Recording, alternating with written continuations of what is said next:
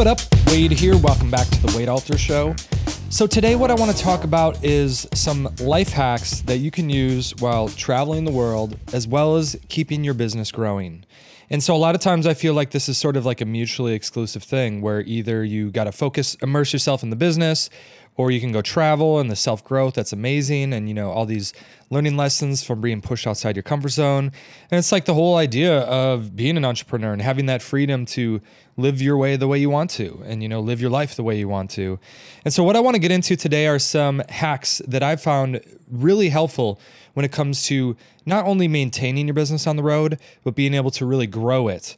Where there was periods for me of living years, half a decade on the road, living out of a suitcase, not even paying rent, and still running seminars, as well as having side businesses to really get the consultant agency going and everything.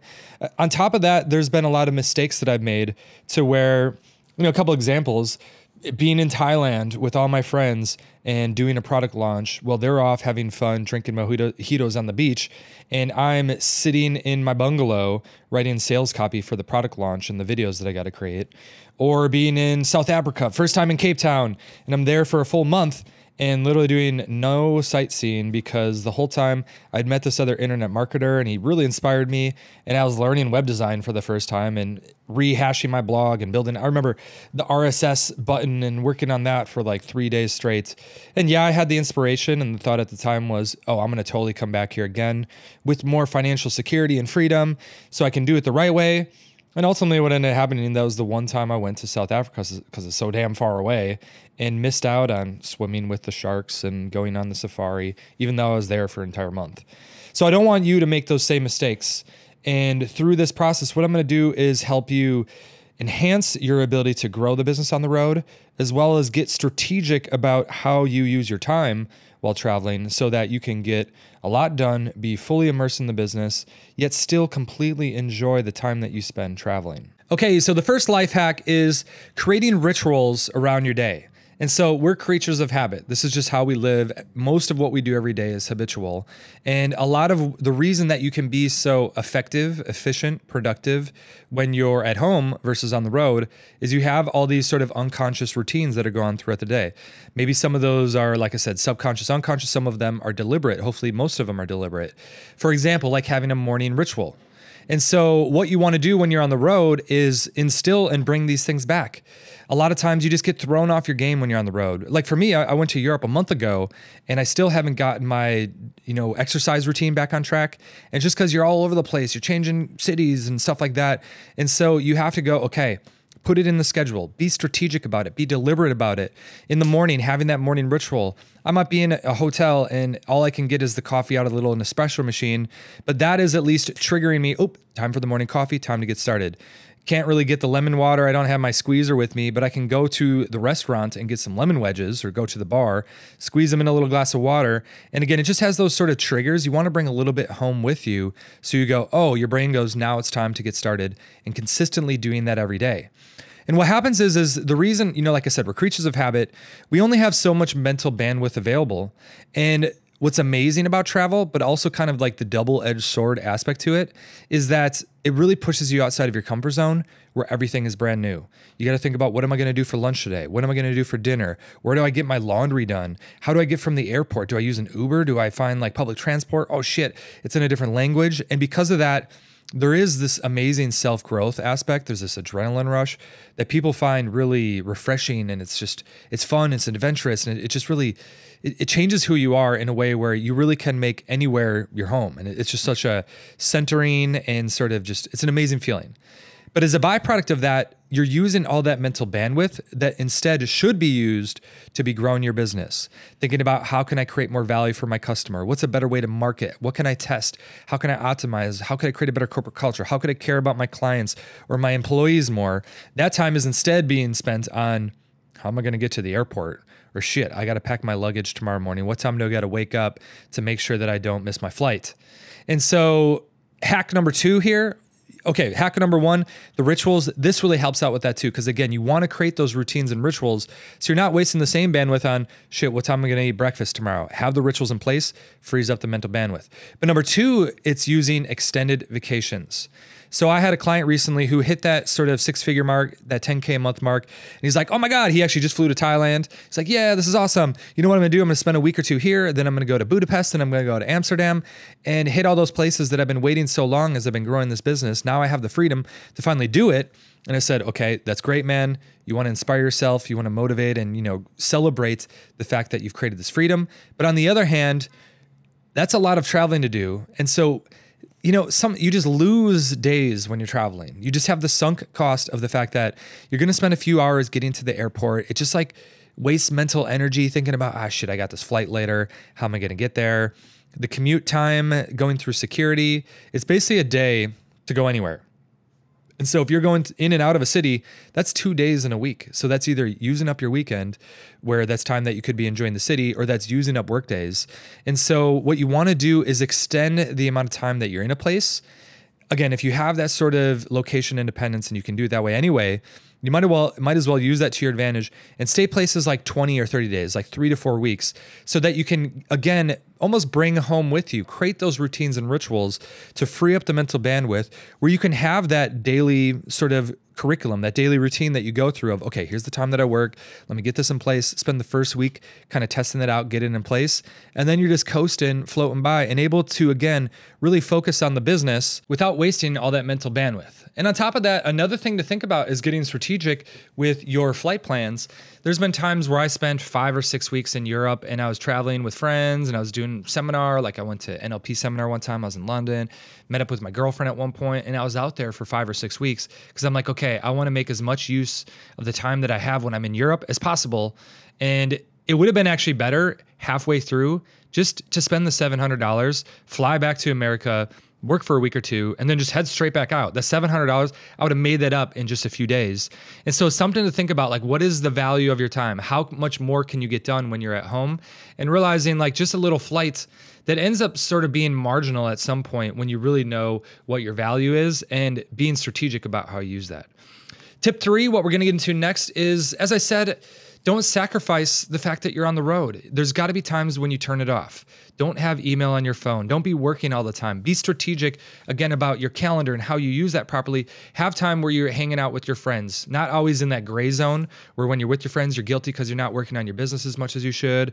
And then when you're working, you're guilty because you're not out seeing all the cool sites, going on the walking tours, enjoying dinners. So again, it really just comes down to being strategic versus tactical with your time. Don't be reactive and go, okay, I'm here, I'm on the road. Spend enough time in places where you can settle in to having that business life, having the work life, but also being able to completely disengage and do what you're there to do and really become a different person, have the self-growth and enjoy all these amazing sights and all the amazing experiences that you can have while you're there. Have actual weekends. Even though you're like, oh, I'm totally on vacation here. I remember I used to say, my life is a vacation. You still need to choose, okay, when am I going to work? When am I going to not? Don't live life in the gray zone. Tip 4, 10xing your income. So what if I could tell you there was a way to immediately, overnight, add a 0 to the level of income that you have? And so income really comes down to profit. And when you have a business, profit doesn't always come down to increase in revenue. One of the faster ways is just decreasing expenses. And so by living in some of these places, if you have that location independence, living in Thailand or going to Poland or Barcelona, you immediately, if you're getting paid in US dollars, completely transform, your income potential and your ability to go to way better restaurants, leverage your time better. And so it's something to think about. It becomes kind of, again, one of those, I'll say, double-edged swords where you're like, okay, I could live anywhere. Well, where do I live? It's almost too many opportunities, too many options. But it's something that, especially in the early days of your business, you're just trying to get that traction. You're really just trying to get off the ground. And so it's important to take advantage of every advantage that you have over your competition and think about how you could go to some of these places. Like I said, my favorites, Thailand, amazing. I love Thai food. It's incredibly cheap. You can be on the beach and working from a bungalow for $500 a month for some amazing spot, literally on the beach where you could throw a tennis ball and hit the ocean. Poland is great. The Wi-Fi is amazing there. Food is great. Fun partying. If you like girls, Eastern European, great. In Barcelona, some of these places also have huge tech hubs at this point where they're also great for networking and they're great for, meeting fellow entrepreneurs and digital nomads. So it's a thing to think about moving forward, as well as positioning your business in a way that you're able to do some of this stuff. Tip number 5, I'm going to call this one the assertiveness factor. And so this is making sure that you put your priorities first over everything else. And so a lot of times when you're traveling, you might have some friends that say, hey, oh, you're going to go to Thailand? Yeah, I'm going to come along for a week, or I'm going to be there the whole time too. I'm just on vacation, but yeah, you can work and I'll hang out and then we can go out at night.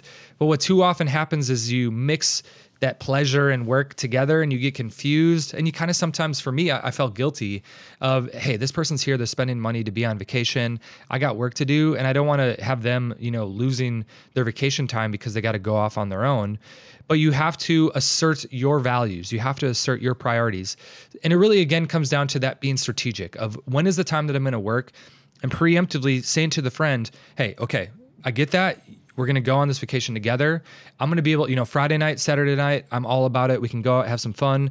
Maybe certain days during the day, we can go get lunch, but I can only do lunch for 90 minutes here because I got to go get back to work. I'm running my business. Otherwise, what happens? You just kind of fall off. You can't let your intuitive feelings kick in. It's, you know what? I'm on vacation too.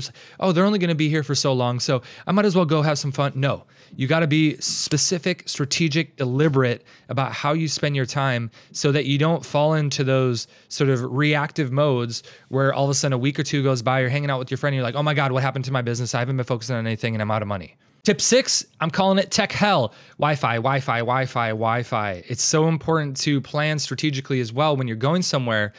Look at, TripAdvisor is great now for saying like how good the Wi-Fi is. If you look at the reviews and stuff like that, can't believe there's not an app for something like this. Knowing the countries that you're going to, preparing ahead of time. For me, I do a lot of Skype calls, like video Skype. So I need to make sure that the Wi-Fi is great, or preemptively talk to my clients and say, hey, we're going to do audio calls here for the next week or two because I'm in this city or something like that. And I've spent hundreds and hundreds of dollars being at hotels that had poor Wi-Fi because I was trying to upload videos for a product launch. I hear this happening to people all the time. So it's actually something that you got to be, again, strategic about. You hear a lot of this stuff. At the end of the day, what it comes down to is you got to plan a little bit more. When you're at home, you got those rituals, you got those routines, you got those habits. You can kind of just go with the flow. You got to plan ahead more when you're doing this to build the business because there's just more things to take into factor here. You're not just off having fun while you're doing it. So pay attention. Okay, what's the Wi-Fi looking like? Do you need an office? Do you need a quiet space? Are you sharing a hotel room with one of your friends or with your girlfriend? What is your plan to get the work done? Are you going to do it there laying on the bed? Sometimes that leads to some weird anchors. So is there a little office in the hotel or in the hostel? Or what are you going to go work at a Starbucks? These are things to think about before you get there versus after you get there. Same thing, I talked about some of the routines and rituals, things about like going to the gym. Ahead of time, go, okay, where's the gym? Make sure you pick a hotel or a hostel that's close to some of these places. Otherwise, you're just going to come up with the first excuse and say, man, it's too far. I got to jump on the tram and all that sort of stuff. It's just too much work. And final tip number 7 is upgrading your adventure. And so this is getting a little bit extravagant here. This is about having a little bit of fun. As you have more success, there's ways that you can use financial means to basically give you more free time. I used to think that it was a completely waste of time doing things like business class. I think first class is a little bit too much. You're just getting like a little bit nicer food and a better wine selection. But business class, being able to actually sleep comfortably on the plane, especially if you still got a day job, you save a full day of vacation because you can have a good night's sleep and then go and hit the ground running, wake up at the right time, and you're off having fun. Whereas if you're in that little coach seat and you're kind of waking up a lot, that whole first day you're totally out of it. You're sleeping in your room, and it kind of wastes a day. So I think, for me, looking at something like getting business class on a flight, it's a full day saved. And so that is a lot of money to me, of me having to work an extra day to have that happen. And so it's looking at those things and kind of going, okay, how can I use my finances to give me more freedom and free time? Same thing with staying at nicer places. A lot of time you get late checkouts. You get to, so you can stay there longer. Because otherwise, that's another one of those things where you're losing a whole day where you got to wake up at 10 a.m., check out, and then you're checking your luggage and you're sitting around at a coffee shop for an hour or two in the back of your mind going, okay, I got a flight later and this just kind of sucks. And you waste, hours and hours of your day versus if you stay at a nicer place, ask for that late checkout or pay for the late checkout, you can just relax in your place and you can do some extra work and really do it comfortably. then it ends up being more important. So don't always think, oh, what's the cheapest flight? I think there's a lot of time that you can save based on getting that 1 p.m. flight or something like that. So you're checking out at the right time and you're able to go straight to the airport and head to the next city versus the 8 a.m. flight and you're waking up at 4 in the morning and then you're just exhausted all day and you're ruining your whole first day in the new place. It might be worth an extra $100 or $200 or to not have a layover. These are things that become more and more important as your time becomes more and more valuable. Same thing staying at a nicer hotel versus a hostel. I mean, hostels, it's great when you're young, but the thing is if you're sharing a room, there's always somebody who's awake. You know, when you're trying to sleep, there's always somebody who's asleep. So you got to be quiet all the time. And it just leads to this, it's not the most enjoyable experience. And so getting a hotel where you can fully unwind, also making sure that it's near the things that you need to be around, that it's near all the hotel or all the restaurants and all the sites. So you're not spending all this time commuting into the hot area, or you're not spending all this time, again, commuting to the gym and things like that. And so I would say if I boil down all these hacks, what it comes down to is really being strategic, looking ahead and saying, okay, if I want my health on point, if I want to be able to be as productive as possible, and I really want to enjoy myself, I need to plan ahead a little bit more and think about, okay, how can I do this in the best way possible? Instead of saying, oh, I'm going off, I'm traveling, let's do this shit. I really believe that you can do both. You can have your cake and eat it too. You can really have all these amazing experiences, going out, seeing the world, having great meals, being there with your friends, having all the self-growth that comes along with that. But on top of that, keep your business growing, leveling it up and doing both. But it just comes down to a little bit more strategery and planning. I just made that word up, but I really like it. So there you have it. Get out there, travel the world, keep growing that business. And as always, enjoy.